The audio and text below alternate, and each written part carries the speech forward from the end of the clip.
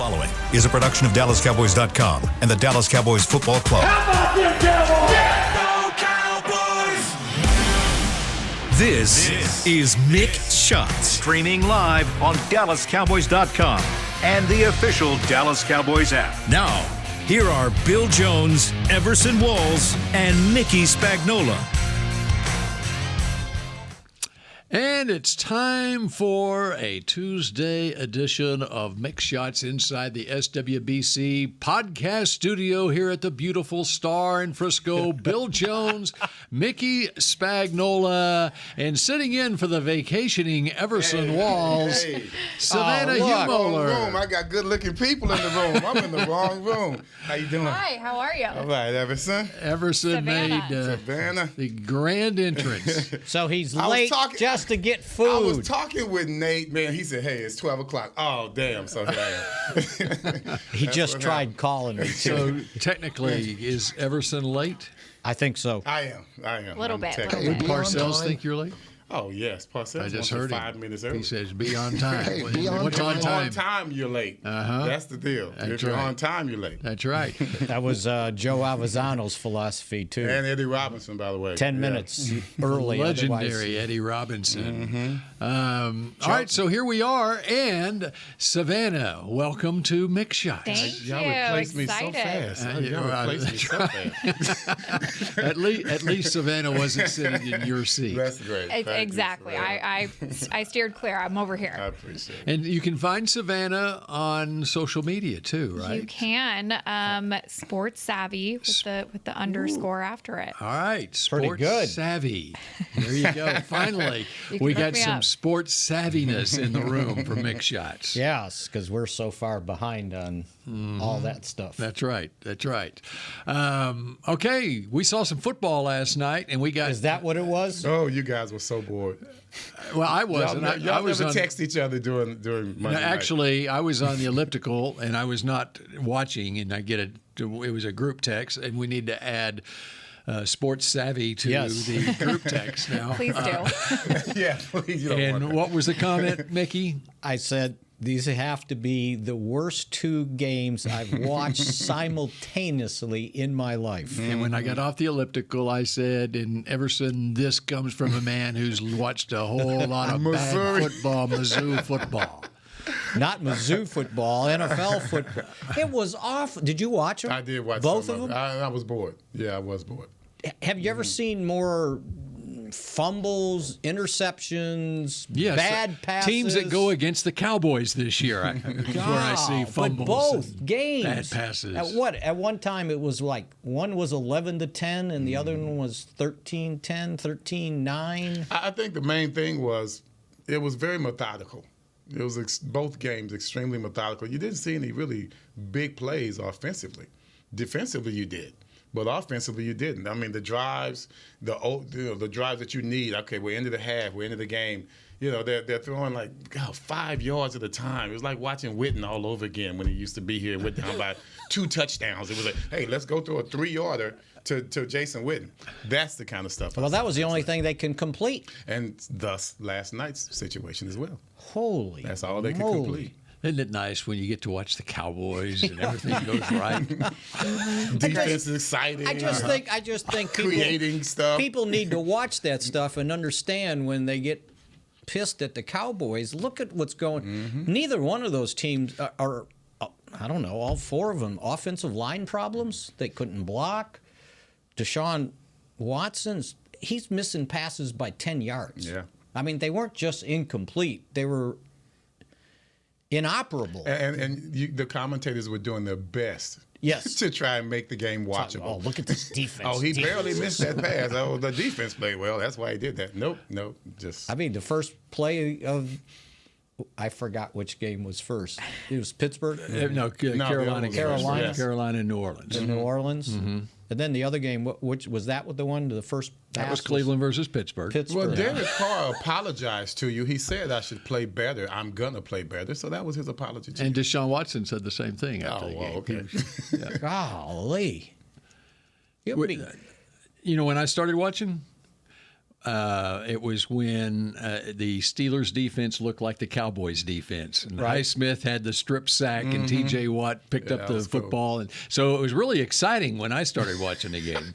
That was the I best thought I was part watching Michael Parsons. I thought I was watching the Cowboys. If you wanted disaster to watch, that was awful.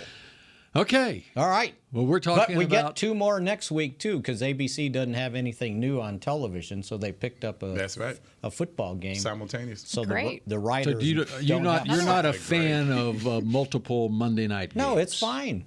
Just better games. Because there's least things to watch. Well, I think that's why they made it multiple games, because the Monday night schedule wasn't strong enough for Buck and Aikman, and so two bad they got games, two one to good game. choose between, and so they chose Cleveland and Pittsburgh. As hard as commentators to make those Buck games had a lot exciting. of sarcasm in that that's broadcast, so bad. too. Right. By the way, so the record stands intact. And I think Bill Belichick probably had a celebratory phone call to Nick Saban after the game last night when Cleveland lost. The last time the Cleveland Browns started a season 2-0 was 1993 when Bill Belichick was the head coach and Nick Saban was the defensive coordinator. Wow. And Everson Walls was the And Walls. were you still starting? Still with him. Still with him in 93. Yeah. Oh yeah, I was starting. Oh, okay. Of course he was starting. Till they cut me. Yeah, I was. Yeah, that's why I asked. Mickey, you're talking to a future Hall of Famer. Of course he was starting. Should already have been a Hall of Famer. That's Yeah, true. we'll know what future you're looking at. But anyway, Leave it up to Bill Belichick. What did Bill Belichick tell Gil Brandt a couple of years ago, the Hall of Fame ceremony? He said, "You know who needs to go in next? It's Everson Walls." He was hell bound on getting me in. That's Still right. is. Still is. All right, so Savannah is here and ready to take your text messages. Is that right? I am ready. Bring it on. 817-290-3298 is the highly popular Cowboys podcast text line. And, Mickey, do we have permission to open up the phone lines, too? Sure, we can do that. Okay, 888-855-2297 is the phone number if you'd like to talk with each of us here, scold us, whatever you would like to do. Chris can multitask. You think so? Yeah. He's producer supreme. That's of course right. He can. Ah, there you go. All right, Mickey, what do you have on your legal pad? I don't know why it was like breaking news yesterday when the Cowboys released Ronald Jones. In my mind, he got released before he even was suspended. He wasn't going to make this team. After they drafted Deuce Vaughn and we saw in training camp what Deuce was going to do, he, to me, in my mind, watching practice, and then he got hurt, he was the fourth. You said he was going to get suspended? No, he did get suspended. Remember 2 games? First 2 games. Right. I said before he got suspended. I said they in their mind he was in cut. my mind, he wasn't going to make the team when they signed him to a veteran minimum contract, unless there was an injury. Right. Yeah, he was insurance policy. I was just hoping he could bring some pop, to our 3rd and short and 4th and goal, those kind of things. Things played out the way in the preseason, the way the Cowboys hoped it would play out. Right. With Tony Pollard being healthy. And because we got to keep in mind that when Ronald Jones was signed in the offseason, we didn't know for sure where Tony Pollard was going to be to start training camp. And fortunately, obviously, he was ready to go and got 32 touches in the second game of the season to show how ready he was. And then Rico Dowdle, and Deuce Vaughn won their positions like the Cowboys had anticipated they would. And they still wanted to keep Malik Davis on the practice squad. But the first key, you guys, he signs a 1-year deal for $1.23 million. So that was telling you that he signed for the veteran minimum. He got a $152,000 signing bonus, which is the most you can get a guy if you want to sign him to the veteran minimum. They did guarantee him $302,500, but when you take away the $121,000 that he lost on the 2-game suspension, so from a dead money standpoint, he only cost him $334,000. So, yeah. I always say it, right? Follow the money. That's right. And you see how, I mean, Chuma Edoga was kind of in that same boat. And, if they didn't have anybody else that had when they lost Waletzko, they lost Ball, he might have been gone too. And the issue for Chuma in his NFL career, he was a third-round draft pick, started 8 games with the Jets his rookie season, is he's been injury-prone throughout his time in the NFL. And sure enough, he's been injury-prone in the short time he's been here in Dallas so far. Right. Twice now, Yeah. right?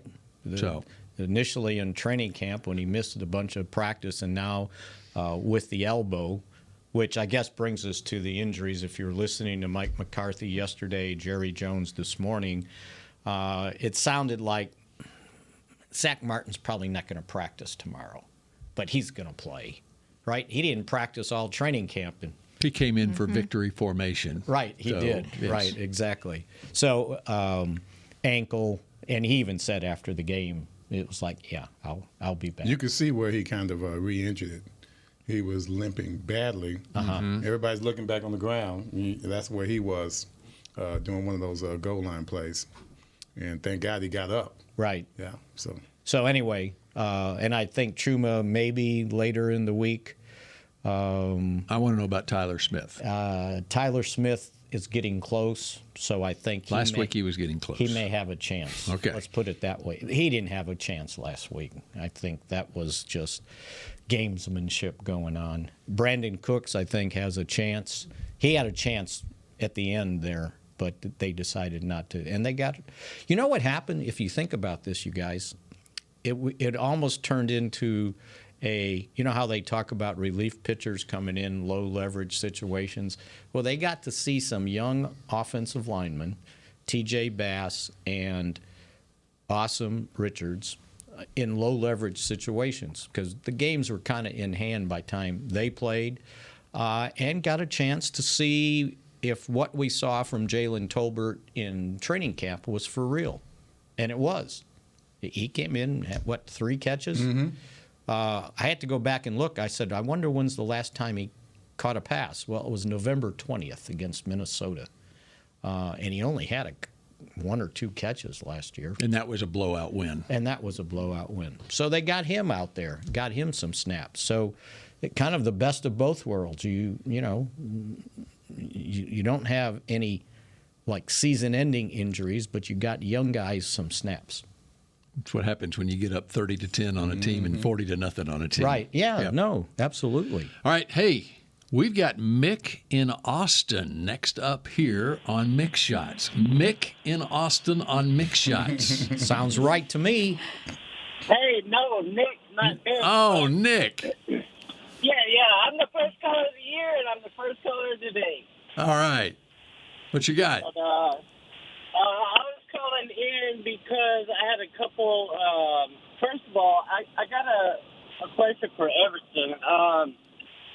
Do you think, because I was watching the quarterbacks, obviously Gilmore is slower than he used to be. He couldn't catch that one guy, Garrett. There was no way. But he's still a heck of a corner. But my deal is on the other side with Diggs. Boy, Garrett Garrett Wilson was posting him up pretty good too. I'm wondering if they had a better quarterback, would things have been different?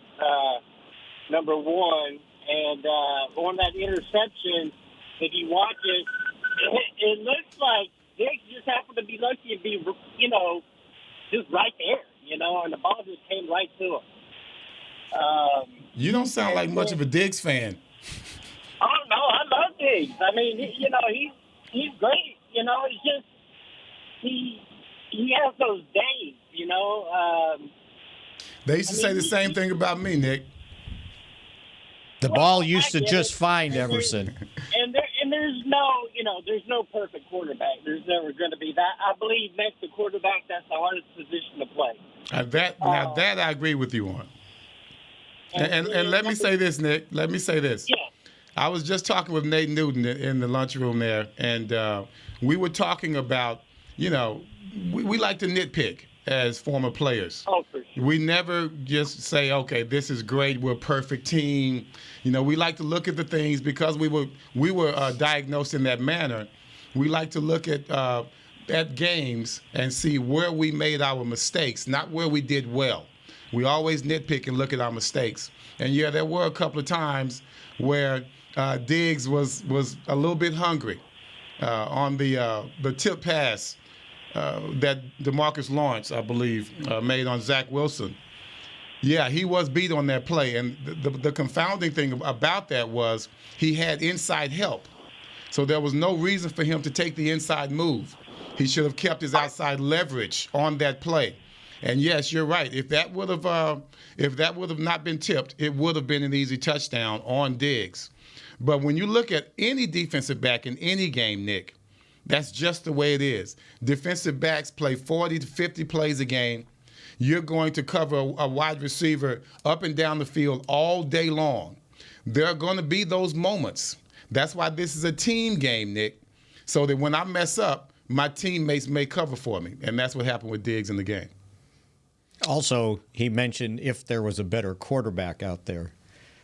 I don't know if a better quarterback would have reduced the amount of pressure the Cowboys put on Wilson. I mean, he may be more mobile than Aaron Rodgers. Mm-hmm. So let's remember that part. It would be too. hard for Aaron Rodgers to come up with protection that would give him more than the 3 or 4 seconds. And I think we talked about it yesterday on the Gilmore thing. Mm-hmm. He was trailing. And I don't know. Safeties. I don't know if they're teaching this, not just on this team, but around the league. But I see a lot of outside leverage coverage, and I never did like that. Of course, Tom Landry had us playing inside all the time. We gave up sidelines and curl routes because the inside route is just as bad as the deep route. Mm-hmm. It can go to the house just like it did. Or if remember Billy Waddy, 1980? Mm. Yeah, right. He lost. Was it overtime or the end of a ball game? Billy Waddy catches one going across the middle, Cowboys versus Rams. And that's when Tom Landry changed the way defensive backs played on his team with the flex. And it would have helped on that play, by the way, if Hooker comes up on the right angle and makes the tackle. And I'm assuming that's what Gilmore was expecting. I'm assuming that. Right. All right, we're just getting started on this edition of Mick Shots. Michael in California will be up next. We're taking your text as well. 817-290-3298 is the text line, and we're back in a moment.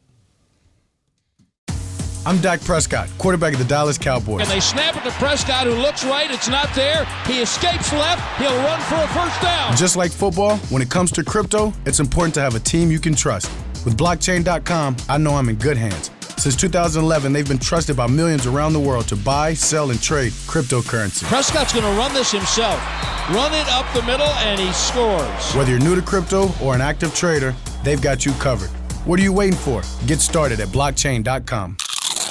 You know that sound anywhere. It's the crisp crunch of that first nacho chip. With its perfect cheese to sour cream ratio sitting atop a layer of delicious beans, it's a sip away from perfection.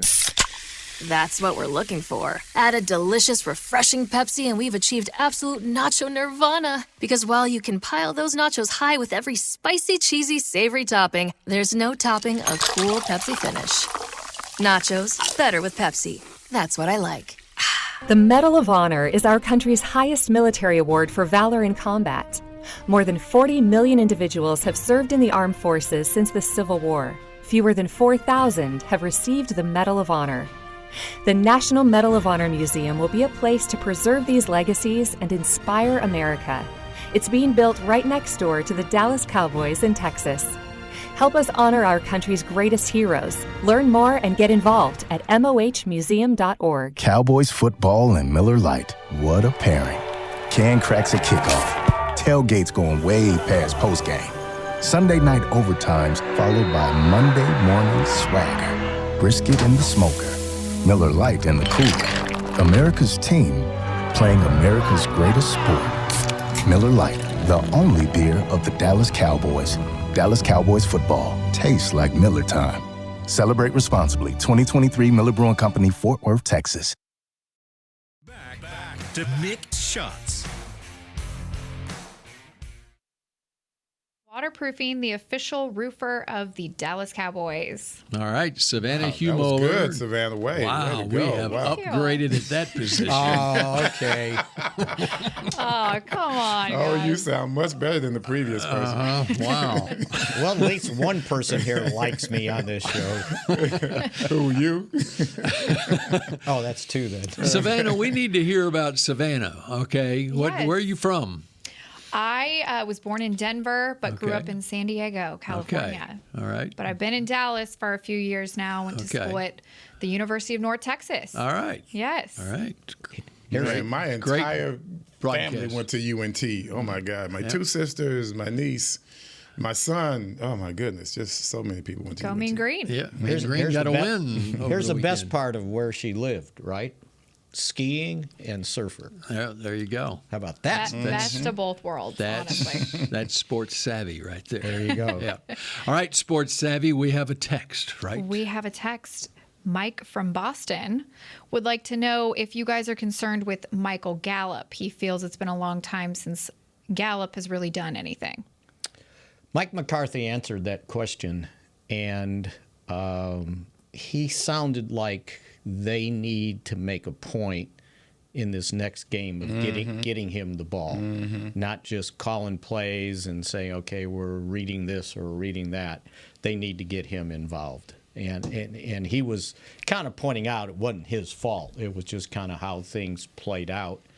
I thought it looked like they were deliberately trying to get the ball to CD. Yeah. I mean, they were calling his plays only. That's what it looked like. How about from the standpoint you're moving CD around and Sauce Gardner is only on one side of the field and it's an opportunity to, that Sauce is not traveling with CD, and so you like those matchups and CD's up against somebody else. So we created matchups, mismatches with with that, and you could tell that Gallup is ready. I mean, even the ball they threw to him, you could see that athleticism was back just on that one play, which was pretty impressive. He was trying to break out of that, and you didn't see that last year from him because you could tell that the knee was still bothering him or whatever he had injured.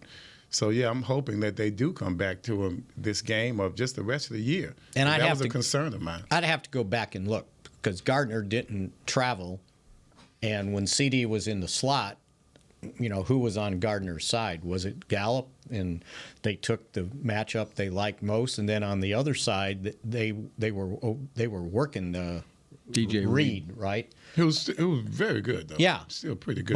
But that I think that was the side that Tolbert caught the passes from on those slants, who was good too, by the way. Another guy, because of injury, got snaps in the game. Were you surprised that Sauce didn't follow CD? I thought that's what was going to happen. Because, I mean, they are man-to-man most of the time. They weren't playing zone, if I recall. All the brilliant people that do the matchups, that was one matchup they wanted to see. Well, go ahead, match up with him. Did we know that he would not follow? I assumed that he would, especially in a game like this one when you have no Aaron Rodgers and this is a huge game. I haven't watched enough about the Jets, but I assume that maybe he's still young in his career, rookie last year. And, that doesn't mean anything to New York fans. Right. He's the best ever. But maybe they left him at that one spot all last year. I don't know. Or maybe he doesn't like the slot.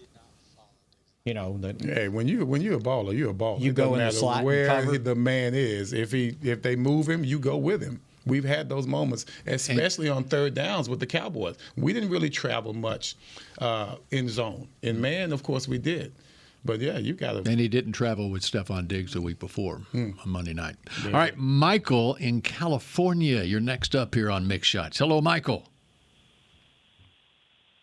Goodbye, Michael. It's a long distance call he's on California. mute. Yes, He's it on is. mute. He's coming back. Come on, here you are. Come on, Mike. Maybe not. Maybe He's not. trying to find that mute button. He's One of the big things that the so-called experts like to do, and the true experts like to do it too, early in the season especially, power rankings in the NFL. And for those of you not watching the video here on Mix Shots, you did not see the roll of the eyes from Mickey Spagnola when I mentioned power rankings. So, who do you think might be the number one ranked power ranking team in the National Football League through 2 weeks of the season, who would you put number one? I would put the Cowboys, but I know that the league may put the Niners. And? I'm just throwing it out there. I haven't even seen a power ranking I thought you yet. had No, the I haven't answer. seen it, but I'm going to assume like a good lawyer, he's supposed to know the answer. But to the I'm question. going to assume that through 2 weeks, the knee-jerk reaction that is typical of observers normally is the Cowboys will be number one power rank.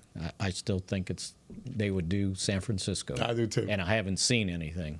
I think because we've been here before, I think they're afraid. Well, why wouldn't they do Philadelphia? Because Philadelphia is the defending conference champion. They don't look good yet. It's coming, but they aren't there. Isn't Atlanta 2-0 too? Bill, I actually did this last week, by the way. I took 10 power rankings around the NFL. Oh, you so did? I did like NFL, Okay. ESPN, CBS Sports, so on and so forth, all the big ones, okay? So I put everybody's power rankings into a top 10. So then I gave everybody a point system, 10 as one. Did you publish this, or is this No, just I for just your did this own? on my back. Okay. Back here. So He's got it. all this time I have on my hands. He's got kids. So, yeah, I have kids. This is what I do at home. So, yes. So, the number one team throughout the whole league was San Francisco. They had 97 points, which eight number one. And it was Philadelphia, and then Dallas, Kansas City, and then Miami. God, they have Philly over us? Wow. Yep. So we did get one number one vote, and that was from The Athletic. Gave us a number one vote. John Machota gave us the number one vote of The Athletic, right? Well, I would imagine That sounds par for the course. PFF gave Kansas City the number one vote. Producer Supreme, Yes. since you are on the air right now, you told me a caller's name and where they're from. Alex in Arkansas. Let's just get to him, okay? Let's go to Alex in don't Arkansas. go. Hopefully we do better on the text line. We have some Maybe, text. maybe Savannah needs to handle the phone calls too. Talk. Alex in Arkansas, you're next up. Good afternoon, my friends. Hey, Alex. Good afternoon, Bill, Everson, and Mickey, and Savannah. I listen to you guys every day at lunch because you guys come on the same time I get my lunch break from 12 to 12:40. Perfect. Everson, man, the only thing you and Darren Woodson did wrong is that you all wore the Cowboys uniform. If you played for the Steelers, you would have been in a long time ago. Are you? Did he say Steelers? Steelers. You a Steelers fan? No, I'm a dead no, Cowboy okay. He just fan. knows saying that he it's just Steelers knows all all the get in. Steelers get in. I get it. Yeah. You got it, Or you got Raiders. it. Or Raiders. All right. Yeah. Yes, sir. Yes, sir. I'm telling you, Everson, I enjoyed. I'm a longtime Cowboy fan. I went to the 1-15 season, so you know what I'm talking about. Yeah, that was tough. That was tough. So my point Tough on is, all of us. yes, my point is, I can't remember the last time I watched back-to-back Cowboys games this stress-free. At no point in these two games I thought we was in trouble of losing this game. It is so refreshing to see that the team is pulling together and not against each other. What I mean by that is that the coaches on the offensive side is smart enough to recognize right now the strength is the defense. Because if I give you 5 turnovers and you give me 4 back, then you only gain in 1, and that's what was happening in the past. And I thought Mike McCarthy would do a greater job because of his experience. Not that Kellen Moore is not a great offensive coordinator. I think him and Dak's age is too close, and Mike McCarthy would know better what to do or play situational football. And this is exactly what's happening. So, man, I am happy. I enjoy listening to you guys. And y'all have a blessed day, and always go Cowboys. Thank you, Alex. All right. Appreciate that, buddy. Very Some nice, energy, Alex. huh? I love that. He had his food. He has lunch with him. That's good, man. Well, let's put it this way. So the Cowboys are 2-0, and I went back to check the previous 2-0s, and this is the third time they've been at least 2-0 to start a season since 2008. They were 2-0 in 20. They were 3-0 in 2019, and 2-0 in 2015 before Tony Romo got hurt, and then they lost 7 straight. So don't take 2-0 for granted. Like, okay, they do this all the time and then fail. I am surprised that it's so few times. Yeah, I was too. That's kind of shocking. But the reason I looked, it was because everybody was making a big deal out of McCarthy having lost all the season openers since he's been here. And this was the first time he won the season opener. Yeah, I had a feeling Kellen Moore's name would come up. You could see the difference, though. I mean, we weren't trying to necessarily go down the field a whole lot of times, but you saw where we didn't take our foot off the gas, but we changed our MO. You know, we made sure that we were going to run the ball, wear these guys down to make sure that we didn't make any mistakes. And having said that, the Jets are a tough defense to run down. And they kept softening them up every time with Tony Pollard and also with the other running 25 carries. Yes, that's impressive. And you didn't get much of a yard per average. Right. But at the same time, you got a lot of work in from your offensive linemen, and they were able to go forward and pound those defensive linemen. I think they felt a lot better that they weren't pass blocking so much during this part of the game when last year that's what they were doing. This time, they're going forward. And we talked about how offensive linemen love to go forward, especially late in the ball game. All right, Alex went down memory lane to 1989, and we're going to go down Cowboys-Cardinals memory lane with Everson when we come back on Mick Shots in just a I don't know moment. if I like this. The Medal of Honor is our country's highest military award for valor in combat. More than 40 million individuals have served in the armed forces since the Civil War. Fewer than 4,000 have received the Medal of Honor. The National Medal of Honor Museum will be a place to preserve these legacies and inspire America. It's being built right next door to the Dallas Cowboys in Texas. Help us honor our country's greatest heroes. Learn more and get involved at mohmuseum.org. Cowboys football and Miller Lite. What a pairing. Can cracks at kickoff. Tailgates going way past postgame. Sunday night overtimes followed by Monday morning swagger. Brisket in the smoker.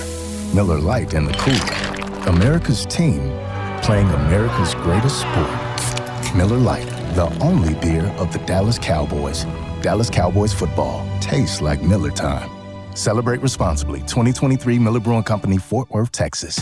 I'm Dak Prescott, quarterback of the Dallas Cowboys. And they snap it to Prescott, who looks right. It's not there. He escapes left. He'll run for a first down. Just like football, when it comes to crypto, it's important to have a team you can trust. With blockchain.com, I know I'm in good hands. Since 2011, they've been trusted by millions around the world to buy, sell, and trade cryptocurrency. Prescott's going to run this himself. Run it up the middle, and he scores. Whether you're new to crypto or an active trader, they've got you covered. What are you waiting for? Get started at blockchain.com. You know that sound anywhere. It's the crisp crunch of that first nacho chip. With its perfect cheese to sour cream ratio sitting atop a layer of delicious beans, it's a sip away from perfection. That's what we're looking for. Add a delicious, refreshing Pepsi and we've achieved absolute nacho nirvana. Because while you can pile those nachos high with every spicy, cheesy, savory topping, there's no topping a cool Pepsi finish.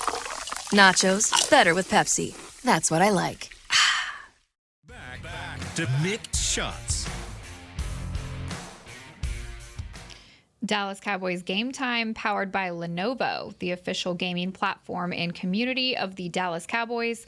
Sign up now to compete in Madden 24 for a chance to win 2 tickets and a VIP experience to a 2023 Dallas Cowboys home game. Qualifiers begin on October 6th and run through the 13th. Learn more and register at dallascowboys.com today. All right. So professional. Yes. Boy, it's just such a change. Savannah Humoller has joined us on Mick Shots Thank to God. save the day. Thank God. Bill Do I get Jones, credit Everson for Walls, Mickey my Spagnola. recruiting ability? No, you don't. He's Mickey, the recruiting coordinator. Yes. You saved your Vicky own ass. takes that one. He saved his own ass. That's what he did. I'm getting so much abuse reading this stuff. All right. Yeah, I'm going to take it back. Savannah, we're going to go back in Cowboys-Cardinals history here. The caller Alex in Arkansas brought up 1989, and there was a road game in Phoenix that Everson I Walls knew that's where you were remembers. going.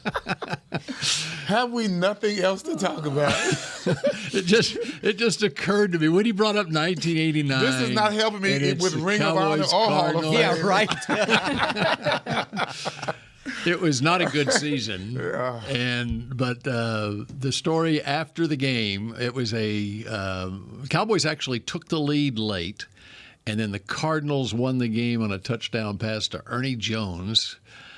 It's like 24-20 was the final, something like that. Layers to this and story. then what happened after the game, Actually, Everson? they took the lead twice. They did. Yeah. And it happened twice. And it was twice. The same guy, Same guy. quarterback. It wasn't, God, what was the stud's name? Number 16, Plummer. It was Tupa. Was it Tupa? It wasn't the starter. Yeah, it Tom was Tupa. Tupa was the punter. Better known for his punting He ability. punted, and he comes in. We're playing cover 2, and man, he lights us up on my side of the field twice, 2-man and 2-zone, and man, Jimmy was smoking, boy. And we were just like, okay, game's over. Damn, tough loss, shucks, all that stuff, and we're just talking to the guys out on the field. I'm talking with Roy Green, who didn't get to play that much, who's usually the guy running by me on that side of the field, but he didn't play. And so we weren't even talking about the game. We got into a conversation. He looks over my shoulder. He goes, hey, I think your coach is talking to you.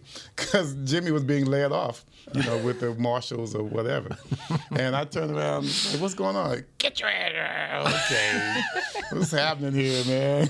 Fraternizing with the enemy. I didn't even know what that word meant at the time. Jeez, okay. You learned it real quick. I did, didn't I? Fraternize. So I chased him because he said it again. I chased him. And I remember the telecast. That's the last thing they saw was me running after him as we cursed each other out going down the corridor. And I always say the ironic part of it was you're talking about fraternizing. The only thing that separated us from just spitting in each other's faces was Eugene Lockhart and Earl Farrell, who are Cardinals and linebacker for the Cowboys. They were hugging each other, walking down the corridor.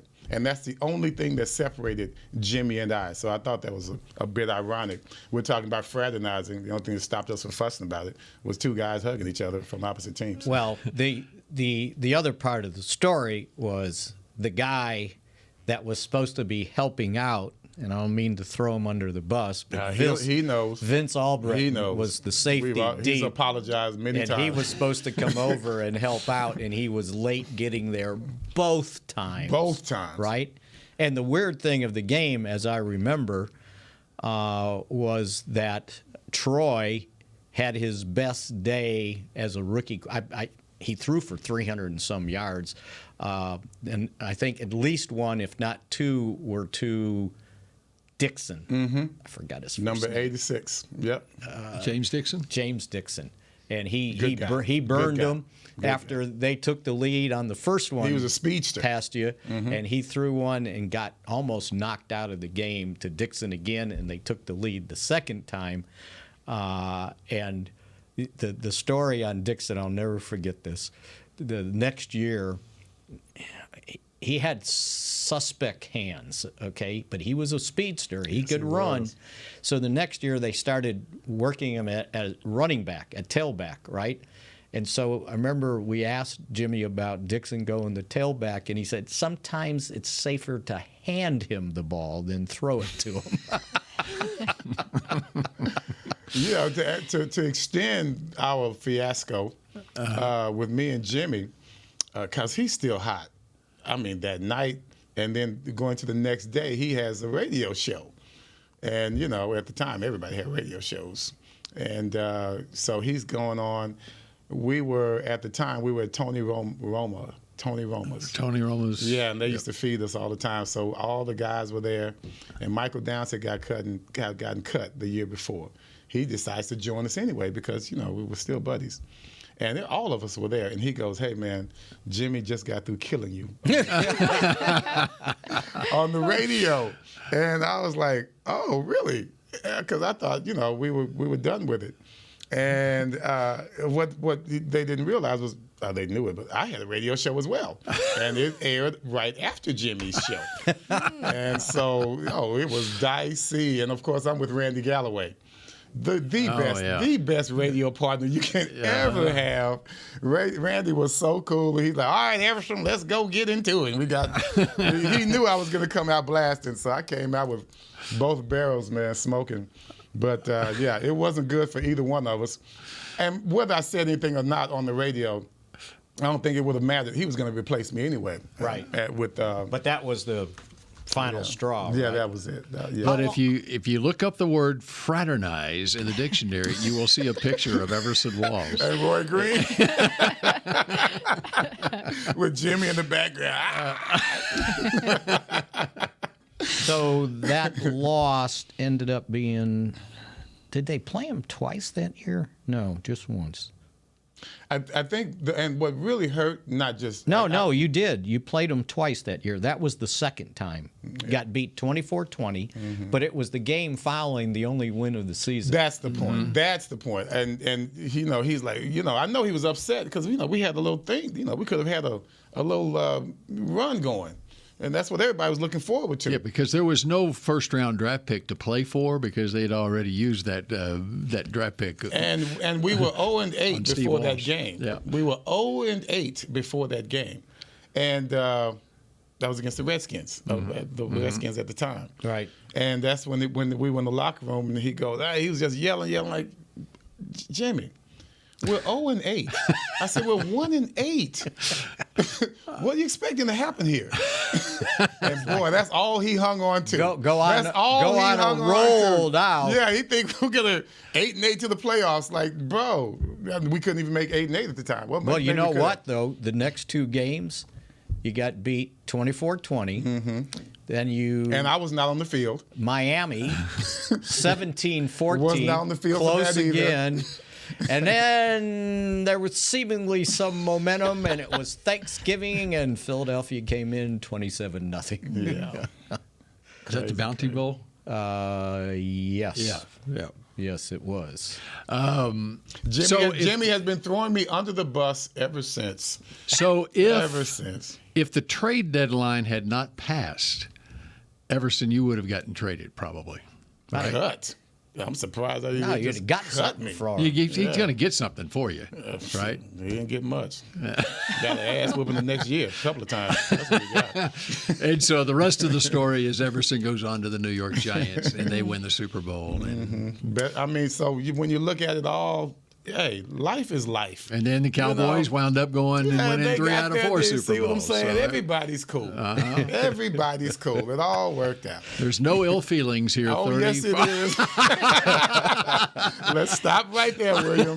Let's stop there. I'm glad Savannah's got to see this side, okay?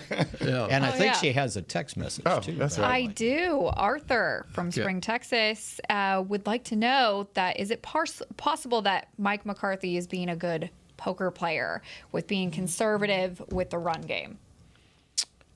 I do. I think there was something to it at the goal line. I don't think he wanted to tip his hand. I think he had some plays that they wanted to use, and they had some plays that should have worked.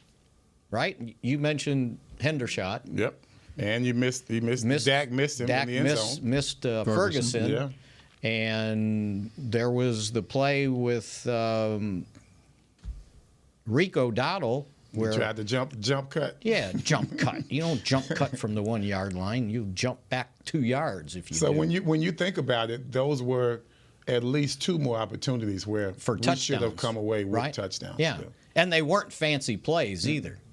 So I think once he saw that they could work, that's all he needed to see. And then when you're up the way they were up, just hand the ball out. And by the way, there was a pass on the sideline that Sauce Gardner could have picked off earlier in the game, and that was the only way. A play like that was the only way that the Jets were going to get back. Nate and I talked about that play. But you know what? Dak should have known better because that's how Dak was throwing it away. He was trying to throw it away. Well, that was horrible. He couldn't throw it away.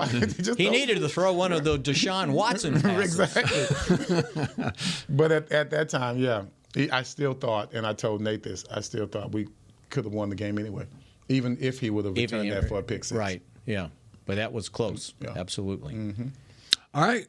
We're out of time on this. Doesn't that go fast? We're going to stop on time for a change.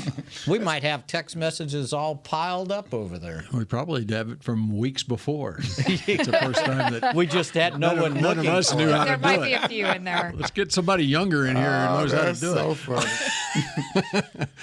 All right, so that does it for a Tuesday edition of Mix Shots, and everybody's back to work tomorrow. Cardinals week officially starts tomorrow. That's right, and we'll be here once again. All right. And for all of us here, we appreciate you joining us. And Everson closes the show, as Everson always does, with Go Cowboys. This has been a production of DallasCowboys.com and the Dallas Cowboys Football Club. How about this, Cowboys? Yeah!